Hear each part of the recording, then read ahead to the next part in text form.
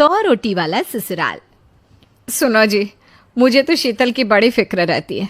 उसका ध्यान तो बस घर के बाहर दोस्तों के साथ घूमने फिरने में ही रहता है। उसे कुछ बोलो तो एक नहीं सुनती। मैं तो कहती हूँ इसकी जल्दी शादी वादी करवा दो, वरना लड़की हाथ से निकल जाएगी।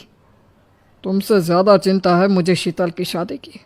कल ही वो रामपुर वाले मौसा जी को फ़ोन भी किया था। बता रहे थे एक लड़का है नज़र में। उनका अपना घर है और लड़का भी अच्छा है। अरे तो फिर बस बात चलाओ ना, एक बार देखे तो सही लड़का और घर बार कैसा है। कौन से लड़की की बात चल रही है यहाँ? तुम्हारी शादी की बात चल रही है बेटी। अब तुम्हारी शादी की उम्र हो रही है तो लड़का तो देखना पड़ेगा ना। उफ़ो, मुझे अभी नहीं करनी शादी वादी। ये तो मेरे खेलने कूदने के दिन है।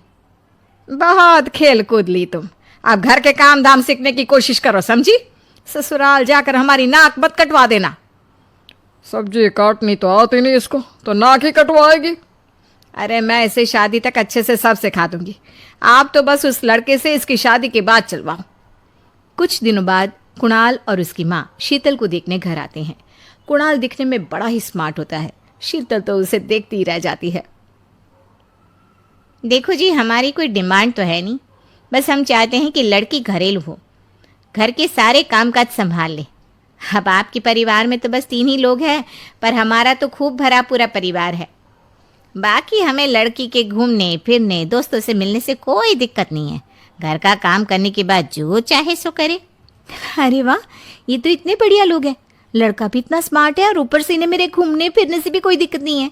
हे भगवान, तूने तो बिना मांगे ही मुझे सब दे दिया। बताओ जी, और क्या चाहिए हमें? हमारी तरफ से तो रिश्ता पक्का है जी। बस फिर तो हंसी खुशी शीतल और कुणाल की शादी हो जाती है। शीतल मन ही मन बड़ी खुश होती है और उसी खुशी के साथ वो अपने ससुराल में कदम रखती है। आओ बहू, तुम्हारा अपने ससुराल में स्वागत है। ये मिलो अपने परिवार से।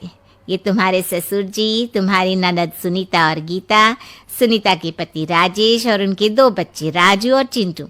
ये ना हमारे साथ यहीं रहते हैं। ये तुम्हारी दादी सास है और बाकी लोग अभी बाहर गए हुए हैं। इतने सारे लोग, ये सब यहीं रहते हैं इस घर में? अरे अभी तो मेरे देवर देवरानी और उनके 3 बच्चे यहाँ नहीं है। उसके मायके में भी शादी थी ना, तो बस वहीं गई है। कल तक आ जाएंगे। हे भगवान, ये घर है या धर्मशाला?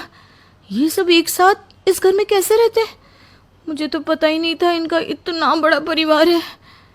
अब समझी कि कोई डिमांड क्यों नहीं की इन्होंने। ये सब चाल चले मेरे साथ।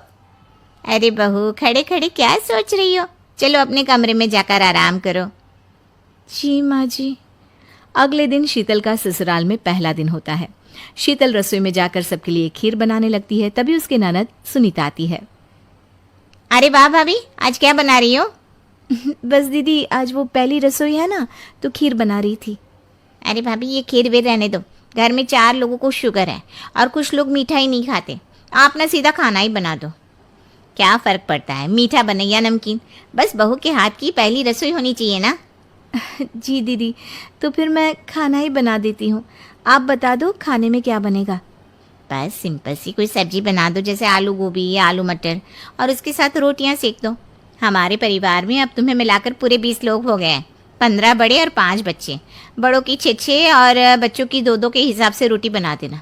चलो मैं चलती हूँ, सब देख लेना। हाँ, बड़ों की 6-6 रोटी मतलब कि 15 लोगों की 90 रोटियाँ, और बच्चों की 2-2 रोटी मतलब 5 बच्चों की 10 रोटियाँ। 90 और 10 मतलब कुल मिलाकर 100 रोटियाँ। हाय, मैं तो मर गई।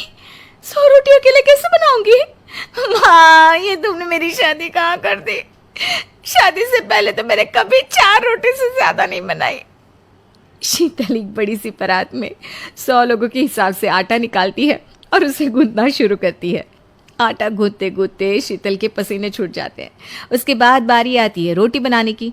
शीतल एक एक करके रोटी बनाना शुरू करती है और 10 रोटी बनाते ही अपनी कमर पकड़ लेती है। हाय, मैं मर गई।